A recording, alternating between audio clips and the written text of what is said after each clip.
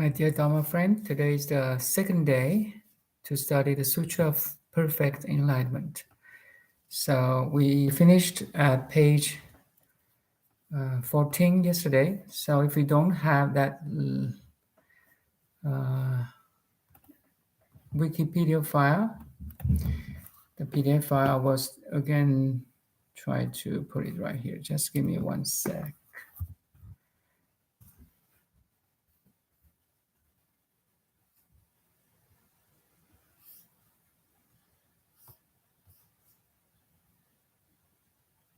Teaching so I just try to get it from my description of yesterday. So just copy here.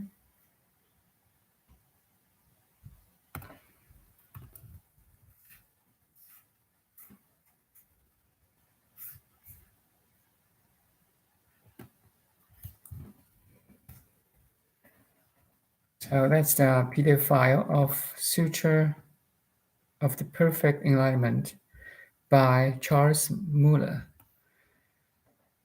based on commentary of the Korean monk Jiwa.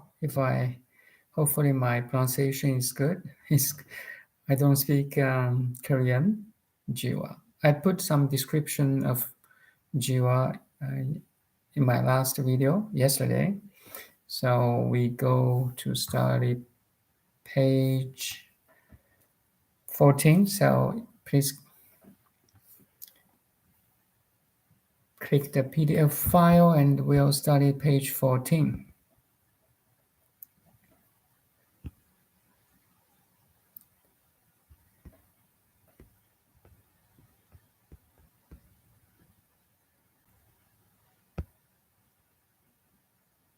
So you may notice there's a 世事无碍, there's a realms of reality. So we start from here. 华严经 articulated this view, creating a new array of East Asia metaphysical terminology for this description. At the center of the new articulation was the language of the relationship, the four Dharmadhātus. So 法无碍, 事无碍, 理无碍, 事无碍, 理事无碍, 事事无碍. That's Pure Land ideas. Basically, Li means principle. You understand principle. For example, just give example of cooking. So you have a book of how to cook a meal. You know all the ingredients. You know the time. You know put how many seasonings, how much seasonings, and how many ingredients you need. So you have the idea of this cooking, but also that's basically you don't know obstruction of principle. Then you know how to cook, how to do it. So that's the 事无碍. So you know how to do it.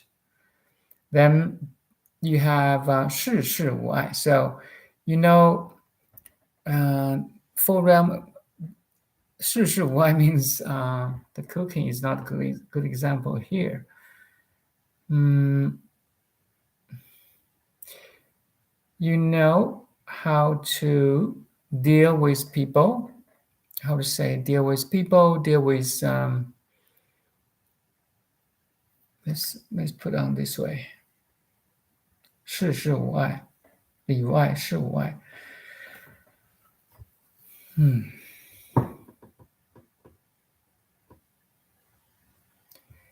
So if I use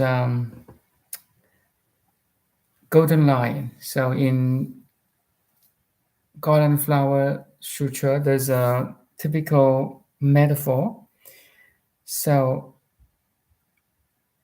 if there's a golden lion, so it's made of gold. So between there's golden ears, golden paws, golden mouth, golden eyes. So the eyes, ears, paws, or the body of the lion is cooperating with each other to make a complete lion. So each parts of the line make a complete line, and they work independently but to make a whole. So that's the basic meaning of 是无碍. But if you put this metaphor into being and doing, so you have the background of being. So every doing has no obstruction because you have understand the uh, no obstruction of principle. Maybe we can discuss this later. Let's go on. So the four Dharmadhātus, if we really understand this, it's a very good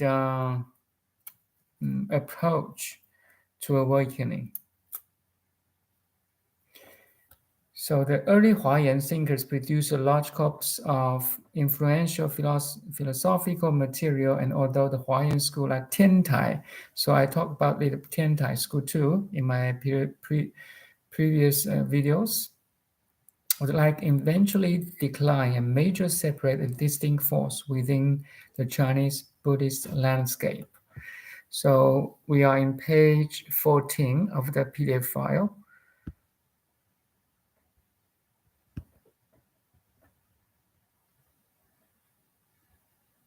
So if you start in middle, so the trans movement came to being shared with the Huayan worldview of non-obstructions between phenomena. So that's in Chinese we say 是无碍, non-obstruction between phenomena. Because you have ultimate understanding of the reality. So there's no obstruction between the phenomena. It's very hard to explain it. Coupled with a strong practical orientation that came as a reaction against a perceived unbalanced stress on scholarly endeavors. So keep on reading this. I will pick up the most important information here.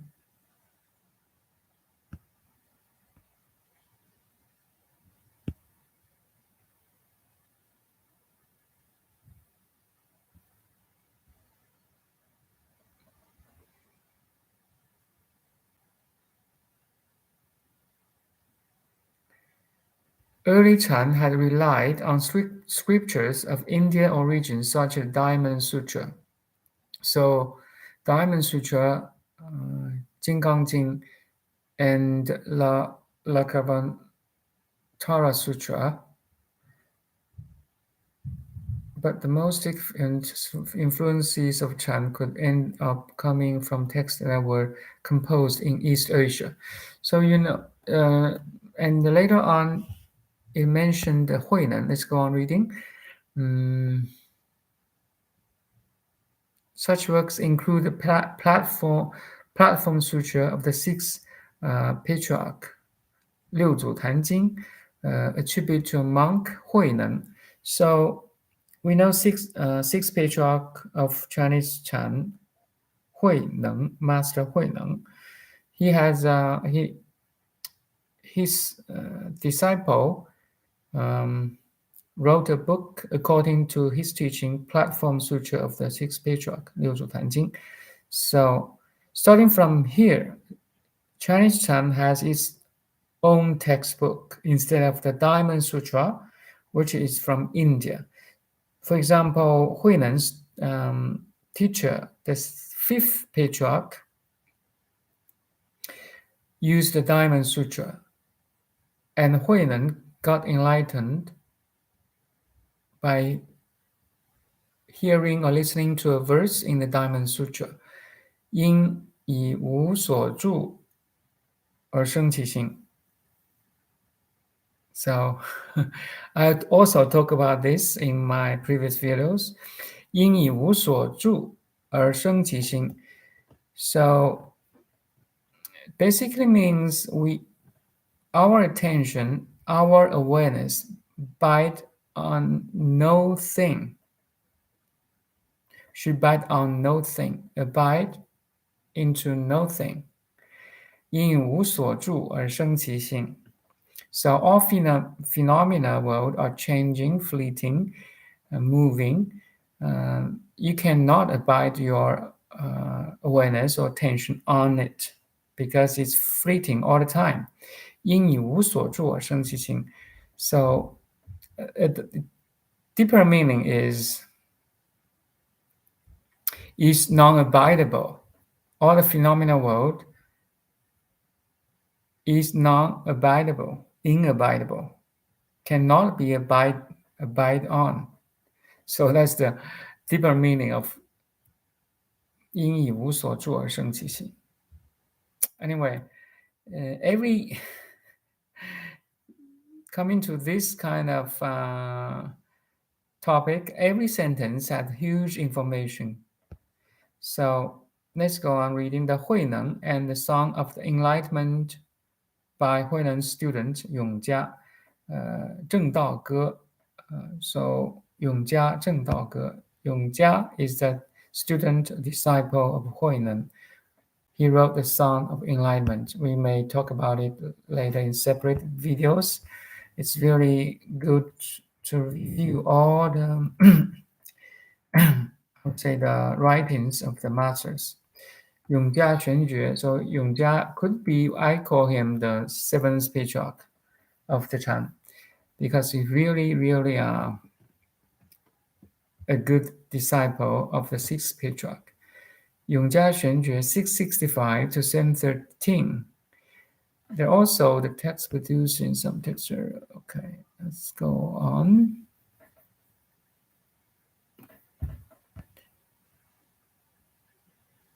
Indigenous texts. So we are on page 15 now, okay?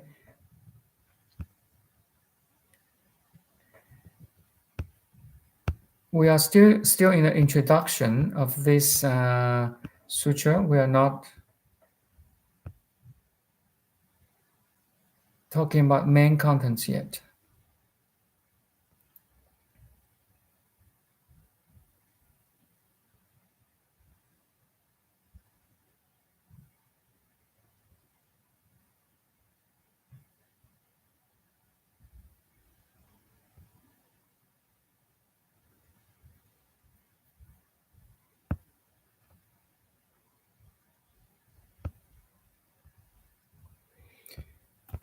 I don't want to focus too much on this page. Let's go on. So I'm on page 15 now. So if you're Acrobat reader, Adobe Reader, you are just look at the page 17 of this PDF file.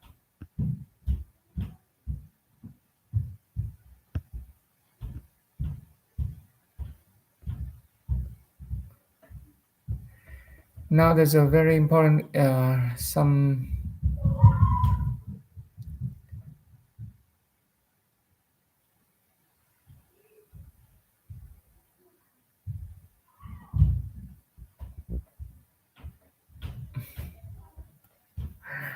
is talk about śūnyatā, non-dualistic.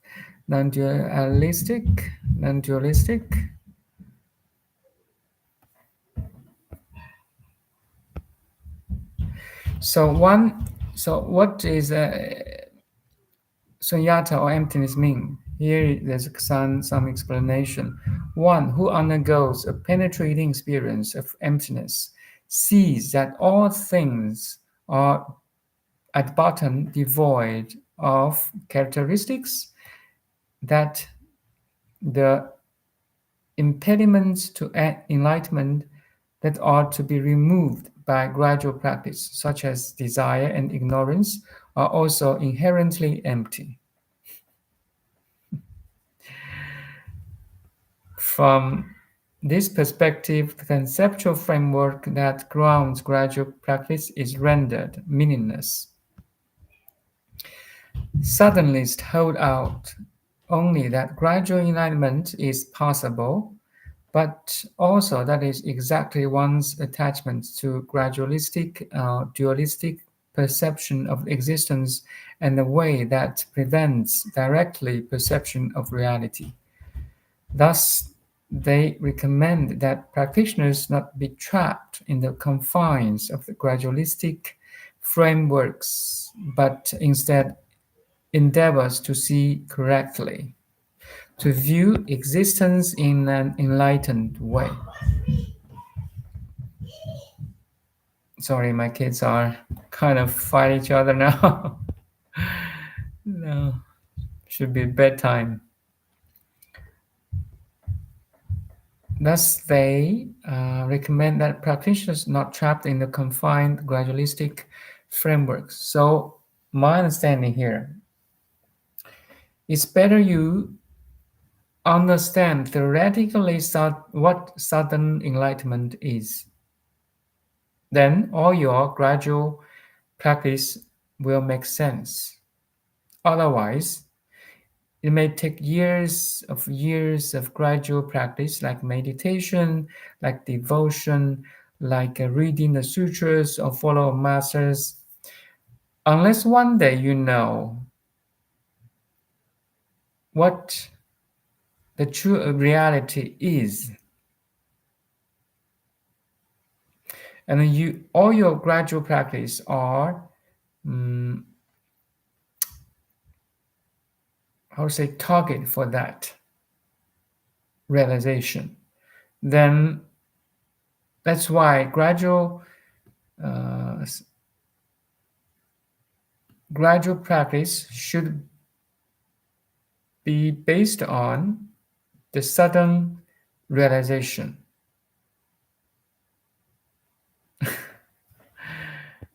The sudden realization is that oneness. You are the pure observer behind all the phenomenal world. You can be free from all the experiences while enjoy the experiences. And no experience, no matter it's a physical, mental, or emotional, can really touch you, the pure awareness. That's the final realization.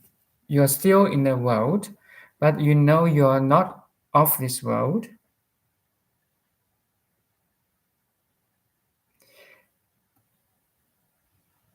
While you can enjoy and participate in every activities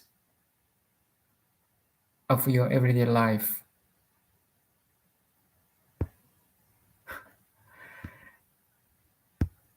You're not defiled by the experience at all.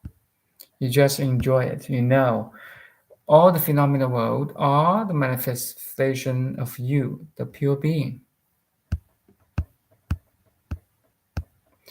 Okay, let's go on. We're still not in the main contents yet.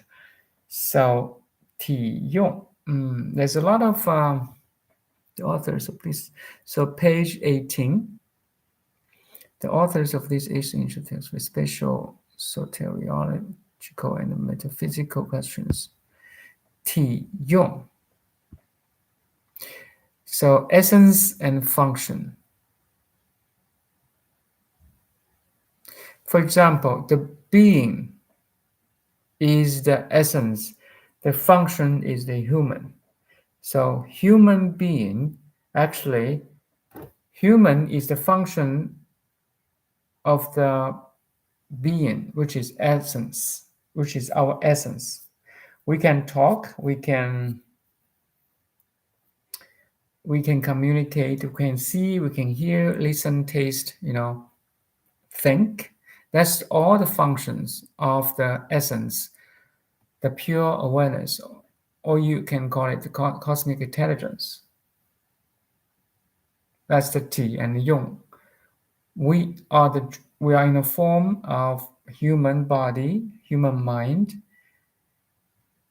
which are the function of the cosmic spirit, which is formless, dimensionless. That's the Ti and Yong. This metaphysical principle, which has its region deep in the essence study of Zhou thought, early Zhou thought in such books of old studies, 易经, so 道德经, become fundamentally defined and used with regularly in the Neo-Confucianism, Taoist scholars. So you see, in China, when Buddhism was imported from China and had yesterday we know the 3 stages of the transmission of the Buddhism from India to China, roughly from 1st century to 7th century, right? So there's a blend of the India Buddhism blended with Chinese Confucianism and Taoism. That's why they borrowed from each other, actually. Ti and Yong, essence and function, should be a terminology in the Neo-Confucianism or Taoism.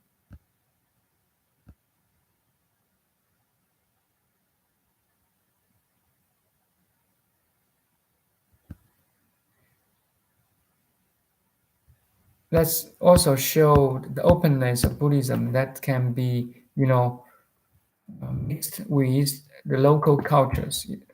For example, Chinese culture, Japanese culture, and the Korean culture, which is very good.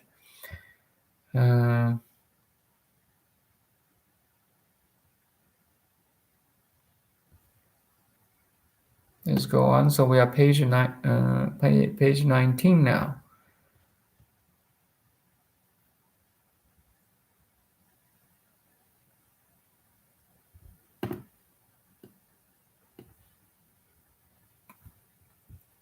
Here mentioning 道德经 and the 庄子, really 道可道非常道. The Tao that can be named is not eternal Tao. So that's the,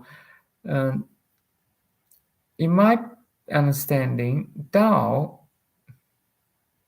is the cosmic intelligence, which is formless, which is dimensionless, which is beyond space and time. Something like the Dharmakaya in the Buddhism. That's my understanding, just for your reference.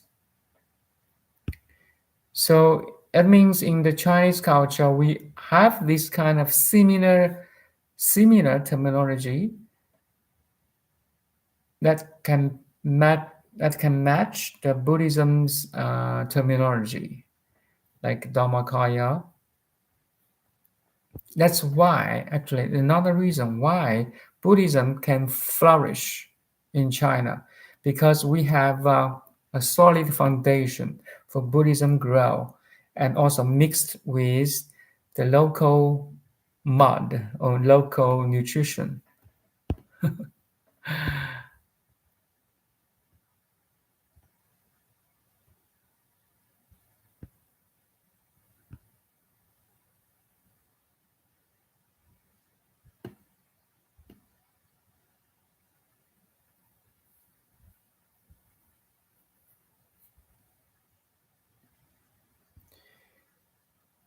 We are starting here all kinds of different terminology. I try to, the best understanding is your realization.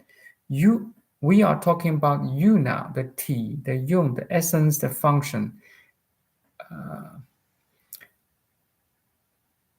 It's you.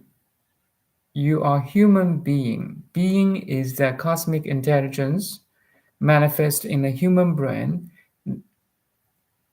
that we can talk, we can, listen, taste, think, touch, and so on. The 6 senses of human capability is the function of our essence.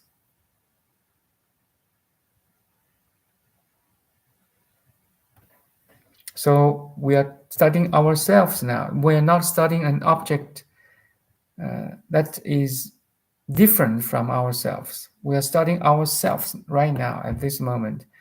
That's why I want to share with you. So we are studying our innate Buddhahood. If you're still going on reading, continue the reading on page 19.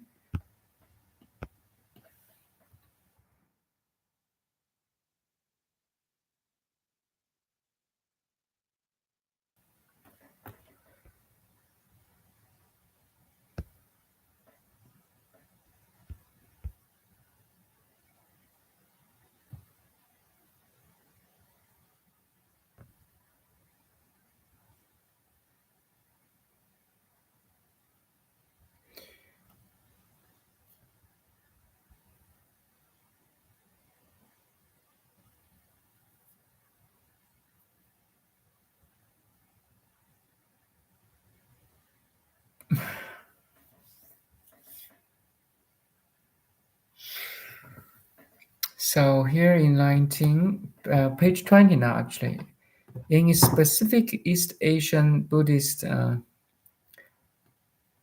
hermeneutical applications, essence function is used as a way of looking at things that attempts to resolve the conflicts brought about by the two opposing tendencies to see things in either a fragmentary or dualistic way, or second, a simple monistic, undifferentiated way.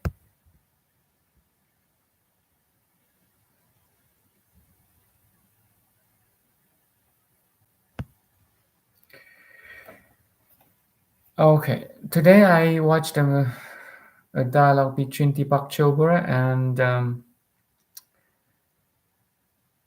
what's her name? Spira.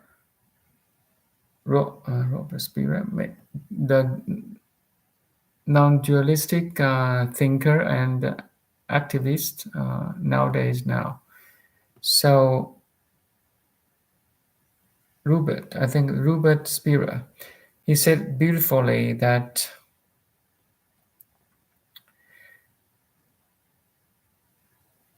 the consciousness, the pure consciousness, need to express itself through a dualistic world.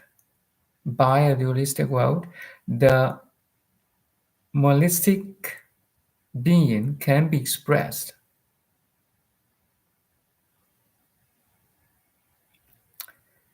It's like, or another example, right at this moment, our being is silent.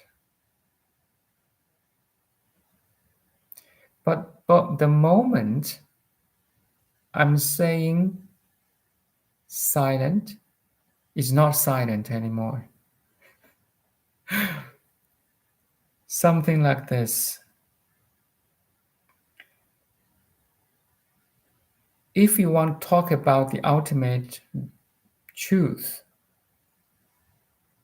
it's better you say nothing. Total silence.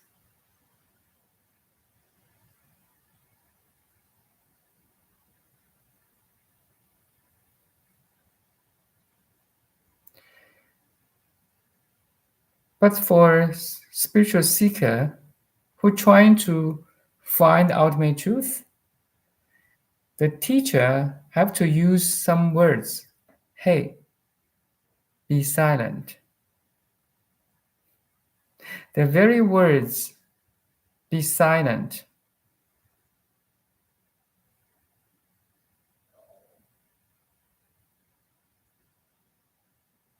is not silence anymore. You see? That's a paradoxical thing.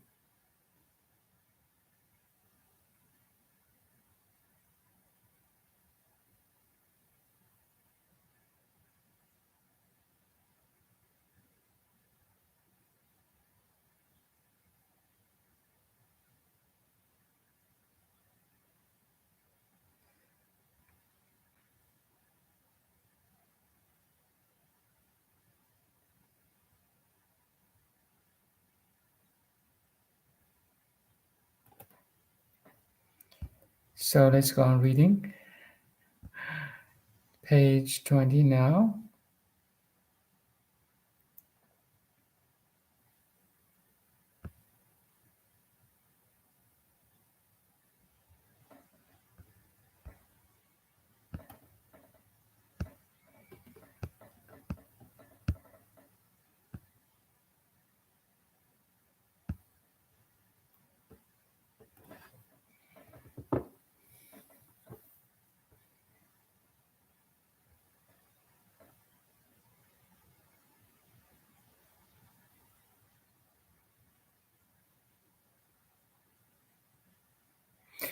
You see, there's a very brief verses here. We are on page 21. In the middle, there's in the Sutra of Perfect Enlightenment, Vajragarbha Bodhisattva asked the Buddha. So in the Sutra of Perfect Enlightenment, there were total 12 bodhisattvas asked question about awakening, asked the Buddha the question. So Vajragarbha is one of them. Vajragarbha Bodhisattva asks the Buddha, World-honored one, if all sentient beings are originally perfect Buddhas, then how is it that all possess ignorance? If sentient beings are originally ignorant, how can you say that they have always been perfect Buddhas? If all the worldlings in the 10 directions are originally perfectly enlightened, but later give rise to ignorance, at what point does this happen?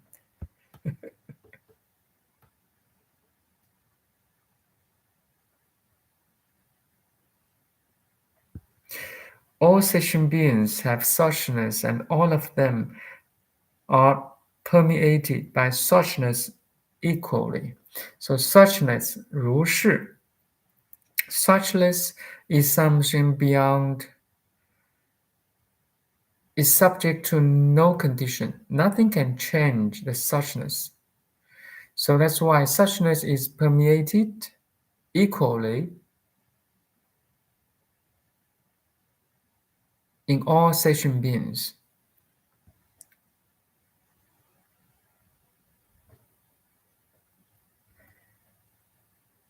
So again, then why are there differences between those who have faith and those who do not, as well as differences in the various times when faith arises?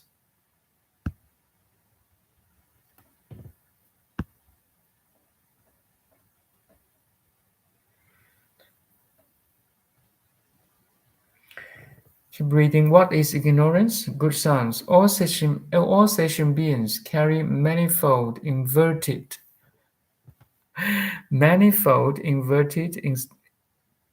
intuitions from the beginningless past, and are just like a person who has lost its sense of direction. These people deludedly take the amalgamation of the four elements as the body, 四大假合, and the condition of the six objects as their mind, 六成元应. So body, mind are illusions. That's the Buddha's answer. Because of this delusion, they repeatedly undergo the suffering of life and death. Therefore, we say there is ignorance. So the ignorance basically or fundamentally, it means that we don't know who we are. That's the basic ignorance. And every suffering starting from this ignorance, we just don't know who we are. Then suffering means birth, death, aging, sickness, all the negative thoughts and behaviors, right? So if we, or in other terms, if we do know who we are, then we won't have any suffering anymore.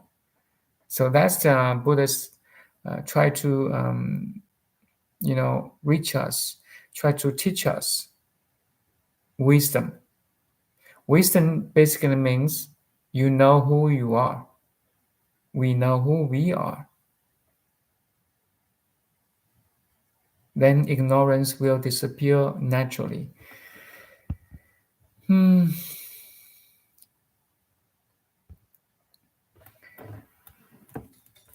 So let's finish. Therefore, all sentient beings are not called enlightened, since according to the original incessant continuity of thought, they have never been free from thought. We say there is beginningless ignorance. 无始无明. Okay. 无始无明. So we always identify with the body mind. We always identify with the limited body mind. That's why we try to protect this body, preserve this body. That's wrong identity. So everything followed. This wrong identity is wrong too.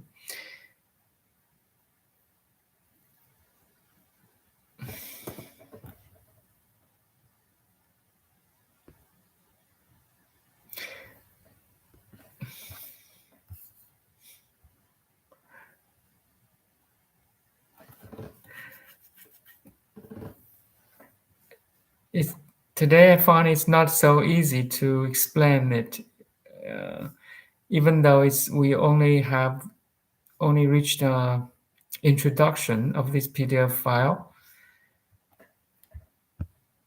Let's go on a little bit. Maybe both text are strong. Essence, function, 体验用. So human is our essence.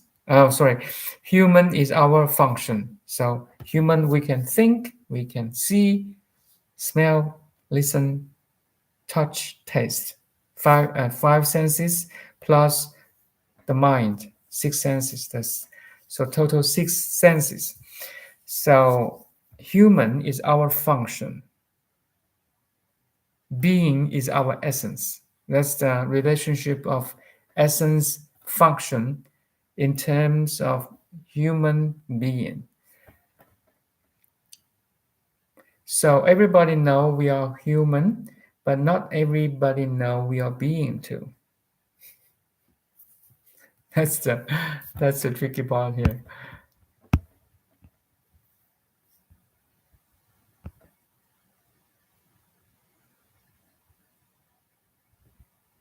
Okay, then maybe we have a break here. We'll go on from page 20.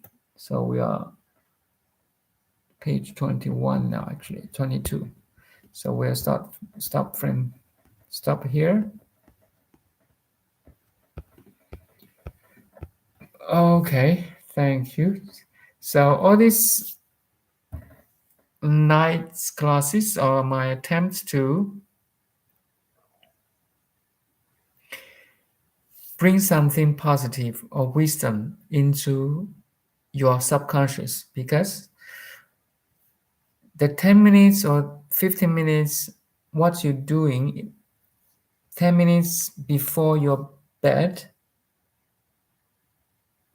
will become a subconscious. That's the thing I'm teaching here. Okay, thank you. Thank you for your coming today.